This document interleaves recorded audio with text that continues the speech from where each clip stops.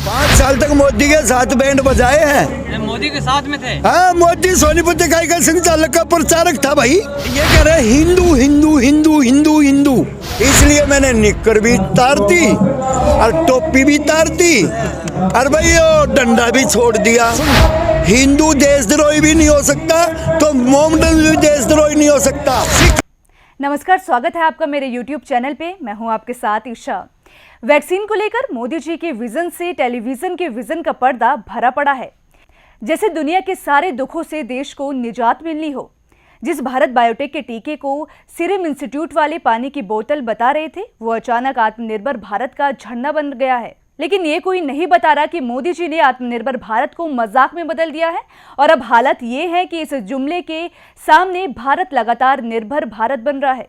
चीन पर निर्भर भारत, अमेरिका पर निर्भर भारत, फ्रांस पर निर्भर भारत और यहाँ तक कि हांगकांग पर निर्भर भारत।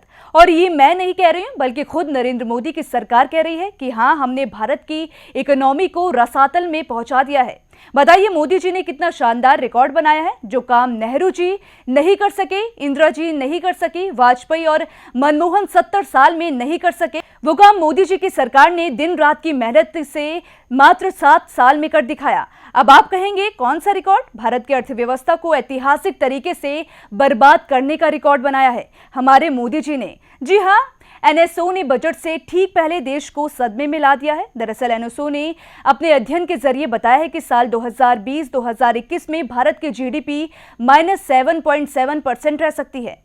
मोदी जी ने यहां अपना ही रिकॉर्ड तोड़ दिया। दरअसल पिछले साल 2019-2020 में ये 4.2% थी, लेकिन वो मोदी जी ही क्या, वो छोटा काम करे। भाई मोदी जी जो करते हैं वो बड़ा ही करते हैं। एनएसओ कह रहा है कि भारत 70 साल का रिकॉर्ड तोड़ने जा रहा है। अब यहाँ कहीं लोग ये बोलेंगे कि भाई इस साल तो बीमारी की वजह से गिरी होगी जीडीपी।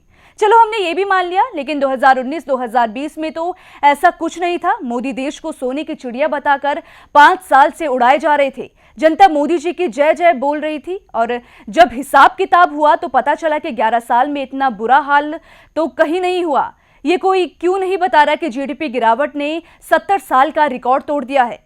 याद कीजिए 2019 में मनमोहन जी ने चेतावनी दी थी कि मोदी जी अगर ऐसा ही देश चलाते रहे तो इसका खामियाजा आने वाली नस्लों को भुगतना पड़ेगा। और वो दिन आएगा और आ भी गया है। पहले बिना सोचे समझे नोटबंदी करा डाली, 500,000 के नोट बंद कर दिए, देश की कमर टूट गई। फिर बिना सोचे समझे जीएसटी लागू कर दी, फिर बिना सोचे समझे रातों रात देश को बंद कर दिया और देश की अर्थव्यवस्था टूट कर बिखर गई। और टीवी में गाना गाते जा रहे हैं कि मोदी जी की डगर में तुम दिखाओ चल के।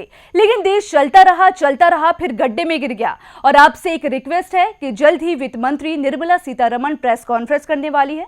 वो फिर से आत्मनिर्भर भारत के जुमले उठाएगी, लेकिन आप उनके जुमलों में ना पड़े और किसान आंदोलन का साथ दें, क्योंकि वो किसान आज आंदोलन कर रहा है तो वो हमारी वजह से कर रहा है और हमारे लिए ही कर रहा है।